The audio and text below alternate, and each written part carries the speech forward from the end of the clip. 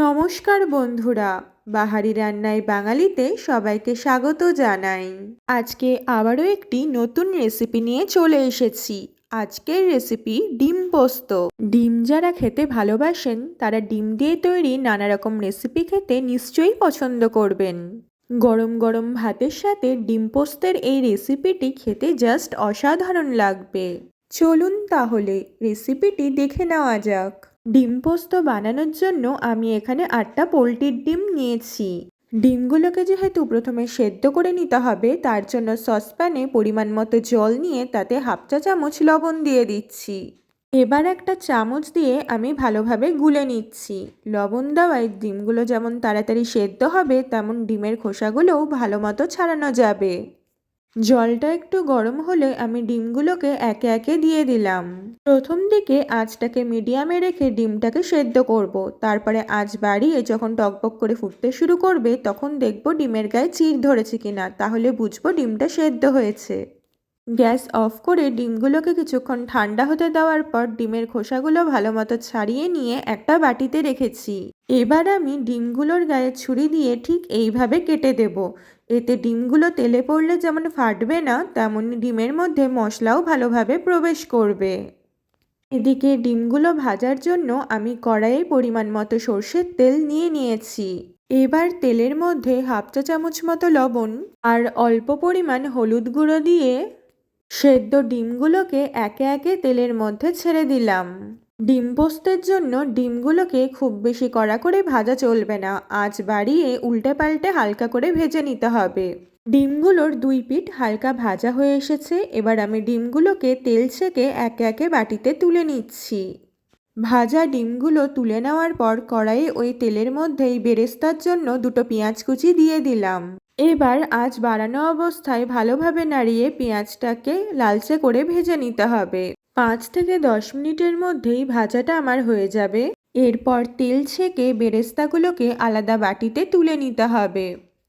এরপর কড়াইয়ে ওই তেলের মধ্যেই ফোড়ন হিসেবে 2টো শুকনো লঙ্কা একটু ভালো করে ভেজে নেওয়ার পর 2 টুকরো দারচিনি, 3টে ফাটানো এলাচ আর 4টে লবঙ্গ দিয়ে দিলাম। 4টে পেঁয়াজ আমি মিক্সিতে জল ছাড়া পেস্ট করে রেখেছিলাম, সেটাই এবার আমি দিয়ে দিচ্ছি। পেঁয়াজটাকে ভালোভাবে একটু নাড়িয়ে নিয়ে এর মধ্যে 1.5 টেবিল চামচ মতো আদা রসুন বাটা দিয়ে দিলাম। এবার ভালোভাবে নাড়িয়ে পেঁয়াজ আদা রসুন বাটাকে বেশ ভালো মতো কষিয়ে নিতে হবে। এরই মাঝে আমি 1 চা চামচ মতো ঘি দিয়ে দিলাম। এবার বেশ কিছুক্ষণ ধরে এটাকে নাড়াতে থাকবো, যতক্ষণ না তেল ছেড়ে আসছে। তেল একটু ছেড়ে এলে আমি মিক্সি ধোয়া বেশ কিছু পরিমাণ জল দিয়ে দিলাম। ভালোভাবে এটাকে একটু নাড়িয়ে নিয়ে একে একে গুঁড়ো মশলাগুলো দিয়ে দেব। এবার আমি 1 চা চামচ মতো জিরে গুঁড়ো দিয়ে দিচ্ছি, সেই সাথে 2 চা চামচ ধনে গুঁড়ো, স্বাদ মতো লবণ আর নুন চিনির ব্যালেন্সের জন্য অল্প পরিমাণ চিনি দিয়ে দিলাম। তারপর বেশ ভালোভাবে মশলাটাকে মিশিয়ে নিয়ে ঢাকা দিয়ে আঁচ কমিয়ে মাত্র 5 মিনিটের জন্য রেখে দিলাম। ঢাকা খোলার পর দেখা যাচ্ছে তেলটা বেশ ভালো মতো ছেড়ে এসেছে। এবার এটাকে বেশ ভালোভাবে একটু নাড়িয়ে নিতে হবে। মিক্সিতে আমি 25 গ্রাম মতো পোস্ত আর 4টে কাঁচা লঙ্কা অল্প জল দিয়ে বেটে রেখেছিলাম, সেটাই এখন দিয়ে দিচ্ছি। আর সেই সাথে মিক্সি ধোয়া অল্প পরিমাণ জল দিয়ে দিলাম। এবার বেশ কিছুক্ষণ ধরে এটাকে ভালোভাবে নাড়িয়ে নেব। গ্রেভিটাকে বাড়ানোর জন্য আমি প্রয়োজন মতো জল দিয়ে দিচ্ছি। ভালোভাবে এটাকে নাড়িয়ে নিতে হবে। গ্রেভিটাকে বাড়ানোর জন্য আরও একটু জল লাগবে। মনে রাখতে হবে গ্রেভিটা খুব বেশি পাতলা যেন না হয়, সেই মতো জল দিতে হবে। সেই সাথে আমি পোস্তর বাটি ধোয়া জলটাও দিয়ে দিলাম। এবার ভালোভাবে একটু নাড়িয়ে নিয়ে এটা ফুটে ওঠা অবধি অপেক্ষা করব। গ্রেভিটা একটু ফুটতে শুরু করেছে। এবার ভেজে রাখা ডিমগুলো এর মধ্যে একে একে দিয়ে দিলাম। ডিমগুলো দেওয়ার পর ভালোভাবে নাড়িয়ে নিয়ে 5 মিনিট মতো একটু ফুটিয়ে নেব।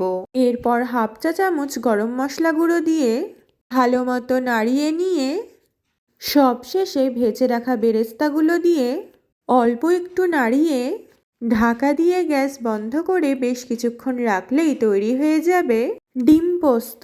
গরম ভাতের সাথে গরম গরম পরিবেশন করুন। রেসিপিটি ভালো লাগলে অবশ্যই লাইক কমেন্ট শেয়ার করবেন আর নিয়মিত রান্নার রেসিপি পেতে চ্যানেলটাকে সাবস্ক্রাইব করে বেল আইকনে প্রেস করবেন। ধন্যবাদ।